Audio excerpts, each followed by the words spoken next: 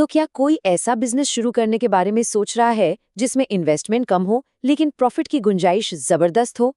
आज हम बात करने वाले हैं भारत में कार वॉशिंग और डिटेलिंग बिजनेस के बारे में। ये एक ऐसा सेक्टर है जो ऊपर से देखने में भले ही सिंपल लगे, लेकिन इसमें मौके बहुत बड़े हैं। आज की इस बातचीत में हम 5 खास बातों को समझेंगे। सबसे पहले, आखिर ये बिजनेस क्यों इतना अच्छा मौका है। फिर कौन-कौन से मॉडल इसमें अपनाए जा सकते हैं। इसे शुरू करने के लिए क्या-क्या चाहिए होगा। लागत और मुनाफे का गणित क्या कहता है। और आखिर में, एक कामयाब शुरुआत करने का सही तरीका क्या है। तो सबसे पहला और सबसे बड़ा सवाल, भाई इतने सारे ऑप्शंस हैं, तो फिर कार वॉशिंग का बिजनेस ही क्यों? चलिए इसके पीछे की वजहों को जरा करीब से देखते हैं। इस नंबर पर जरा गौर कीजिए, 90%। जी हाँ, इस बिजनेस के कुछ मॉडल्स में ग्रॉस मार्जिन इतना ज्यादा हो सकता है। ये एक हाई प्रॉफिट बिजनेस है जो इसे शुरू से ही काफी मजेदार बना देता है। और इतना प्रॉफिट आता कहाँ से है? वजह है जबरदस्त डिमांड।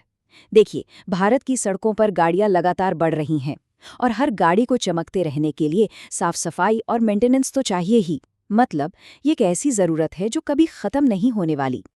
ठीक है, तो बिजनेस करने का मन बन गया। अब सबसे पहला और सबसे जरूरी फैसला लेना होता है कि बिजनेस का मॉडल क्या होगा। ये चुनना बहुत जरूरी है। यहाँ मोटे तौर पर 2 रास्ते हैं। पहला है फिक्स्ड सेंटर, मतलब एक दुकान या वर्कशॉप जहां कस्टमर अपनी गाड़ी लेकर आते हैं। और दूसरा है डोर टू डोर सर्विस, जिसमें आप अपनी मोबाइल यूनिट लेकर कस्टमर के घर या ऑफिस पहुंच जाते हैं। एक में मजबूत सेटअप है तो दूसरे में कस्टमर के लिए जबरदस्त सुविधा। ये एक टिपिकल फिक्स्ड सेंटर है। इसका फायदा ये है कि यहाँ कार रैंप जैसे परमानेंट इक्विपमेंट होते हैं और एक ही वक्त में कई गाड़ियों पर काम किया जा सकता है, जिससे काम करने की रफ्तार बढ़ जाती है। और दूसरी तरफ है डोर टू डोर मॉडल, जो उन लोगों के लिए बेहतरीन है जो कम पैसे में शुरुआत करना चाहते हैं। जैसा कि ये कोटेशन कहता है, इसमें इन्वेस्टमेंट कम लगता है और प्रॉफिट अच्छा खासा कमाया जा सकता है। ये नए एंटरप्रेन्योर्स के लिए एक बहुत ही शानदार ऑप्शन है। अब असली मजा तो तब है जब सर्विस को नेक्स्ट लेवल पर ले जाया जाए। यहीं पर आती है car detailing.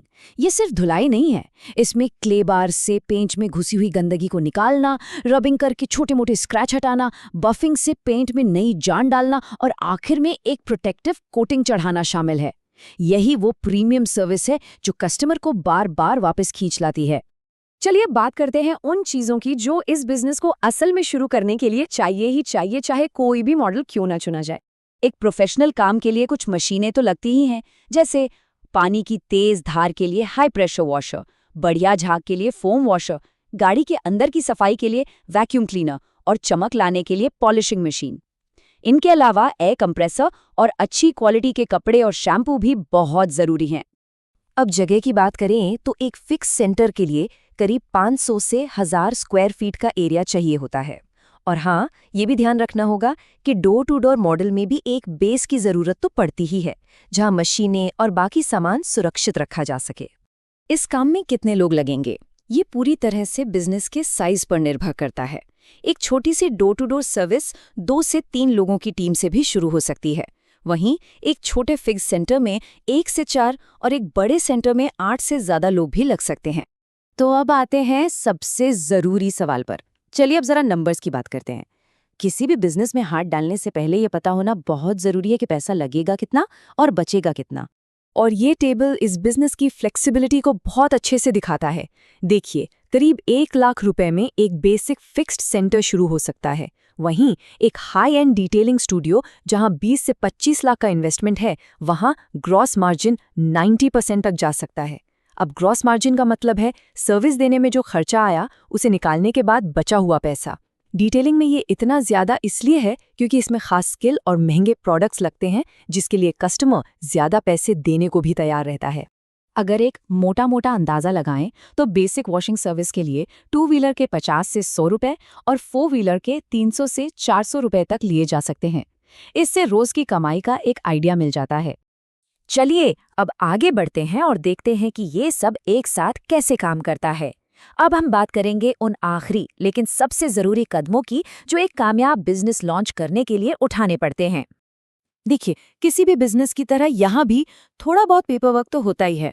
Shop act license, GST registration और उद्यम रजिस्ट्रेशन जैसे पेपर्स की जरूरत पड़ सकती है। साथ ही लोकल म्यूनिसिपल कॉरपोरेशन से परमिट लेना भी जरूरी है, जिसमें पानी के सही इस्तेमाल से जुड़े नियम भी शामिल हो सकते हैं। एक बात हमेशा याद रखनी चाहिए, अच्छी सर्विस देने के लिए प्रैक्टिकल ट्रेनिंग से बेहतर कुछ नहीं। मशीनों को सही तरीके से कैसे इस्तेमाल करना है, काम की बारीकियां क्या है, ये सब सीखने के लिए किसी चलते हुए वॉशिंग सेंटर पर 1 महीना काम करना सबसे अच्छा तरीका है। ये एक ऐसा इन्वेस्टमेंट है जो लंबे समय तक फायदा देगा। अब जब सब तैयार है तो ग्राहकों को बुलाना भी तो है। इसके लिए मार्केटिंग बहुत जरूरी है। अपने लोकल एरिया में पोस्टर, बैनर लगाकर और फेसबुक, इंस्टाग्राम जैसे सोशल मीडिया प्लेटफॉर्म्स का इस्तेमाल करके बिजनेस को अच्छी शुरुआत दी जा सकती है। और आखिर में सबसे जरूरी बात, बिजनेस मॉडल हो, इन्वेस्टमेंट हो या मशीनें, ये सब अपनी जगह हैं। लेकिन असली कामयाबी इस बात पर टिकी है कि ग्राहक को सर्विस कैसी मिलती है, क्योंकि दिन के आखिर में काम की क्वालिटी ही सबसे बड़ा मार्केटिंग टूल होती है। तो सवाल ये है कि क्या बाजार में सबसे अच्छी सर्विस देने की चुनौती के लिए तैयारी पूरी है?